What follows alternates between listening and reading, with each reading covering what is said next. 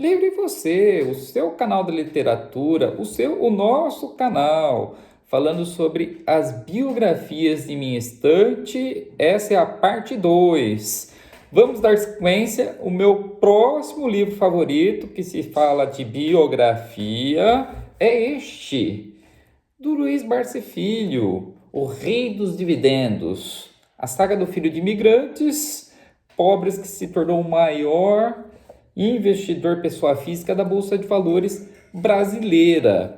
Ele investia, pessoal, desde a época em que colocavam a giz na lousa, ali, o valor das ações, as pessoas precisavam gritar para conseguir os papéis, passou pela transição da tecnologia e investe até hoje, vive de forma simples, com 20 ou 25 mil reais.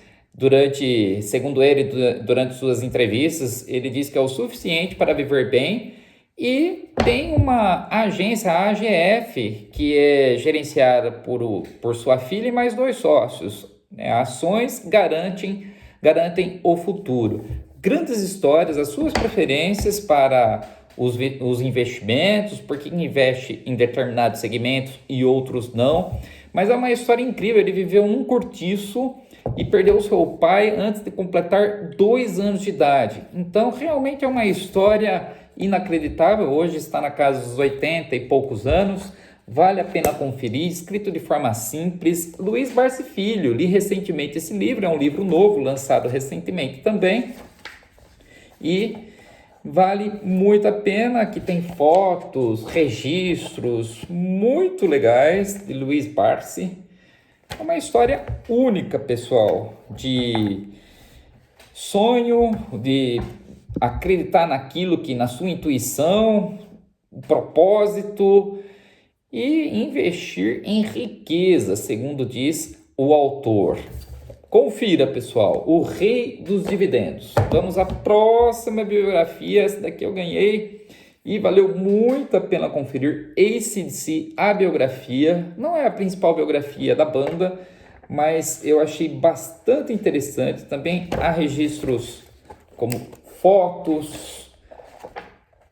Realmente a banda, uma das maiores bandas de todos os tempos, AC/DC, uma banda australiana, Story Highway to Hell, quando entraram nos Estados Unidos. Por que fizeram tanto sucesso? Já havia uma banda, é mais ou menos como um clã, por incrível que pareça, é muito difícil fazer parte do círculo de influência da banda. Ele explica isso aqui no livro.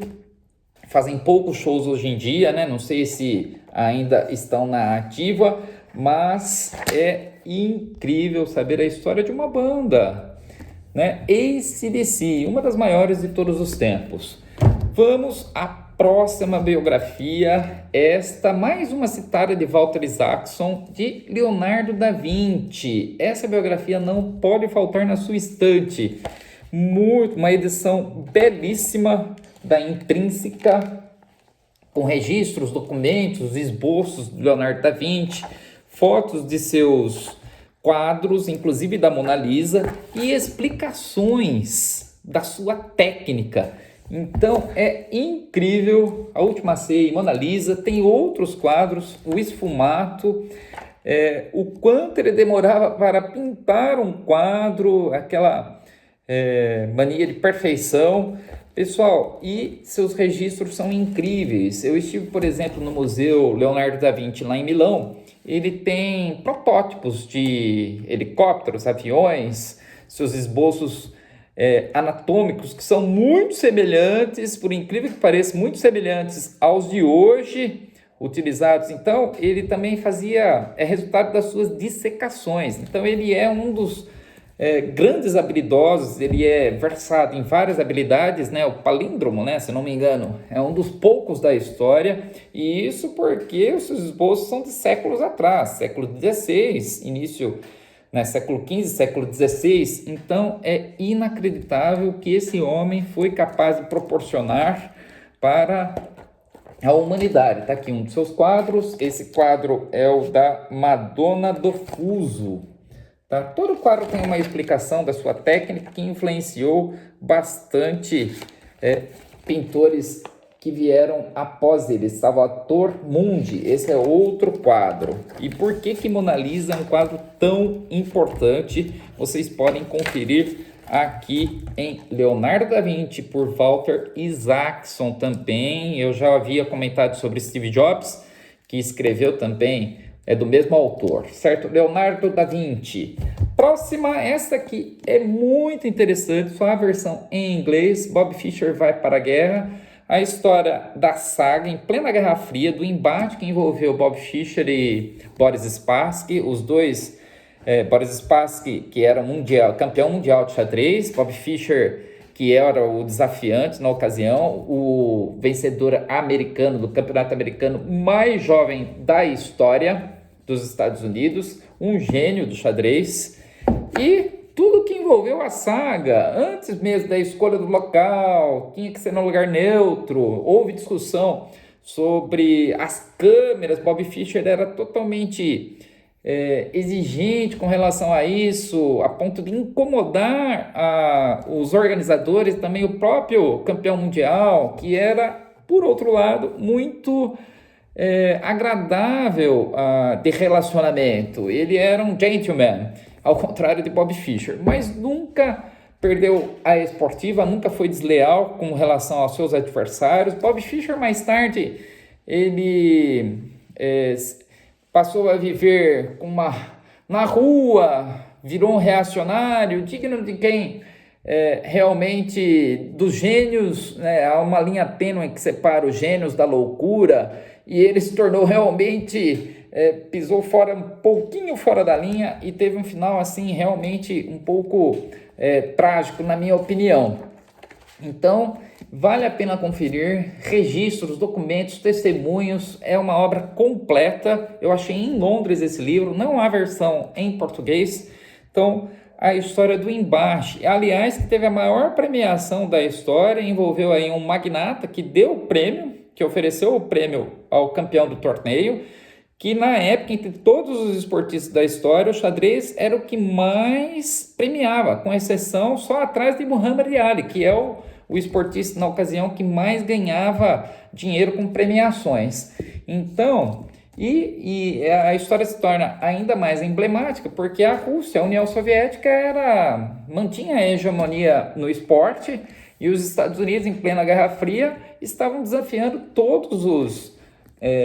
toda a escola soviética, que tem muitos grandes mestres, tem escolas de xadrez, jogam na rua, ao contrário da América Latina, por exemplo, que tem pouquíssimos grandes mestres. Então há uma educação voltada para o xadrez na União Soviética, né? Ao contrário de outros países. Agora os Estados Unidos têm xadristas fortes, né? Mas vale a pena conferir, né, a região, o local onde foi disputada. A Islândia tem histórias curiosas sobre o país também, que vale a pena conferir, que serve de exemplo para muitos outros países, né? A educação e o quanto esse embate se popularizou, sendo visto, sendo acompanhado por muitos lugares do mundo, inclusive Brasil, Argentina, Europa. Então, marcou bastante, talvez seja um dos embates enxadrísticos dos maiores da história, assim como Garry Kasparov e Anatoly Karpov, mas é bastante marcante esse aqui. Pessoal, e a última biografia, esse daqui não poderia deixar de citar, eu não sabia que era tão longe, a saga de Mário Fava, um mecânico de Bariri, que deu a volta ao mundo, não, mas chegou num Calhambeque, após 10 anos de viagem, aos Estados Unidos, seguindo por terra, abrindo estradas. Então é considerada a maior saga de um ser humano, de um grupo de seres humanos, né? Ele foi acompanhado por seus amigos, né, de viagem, né, em 2 Calhambeques, na verdade, criados por Henry Ford.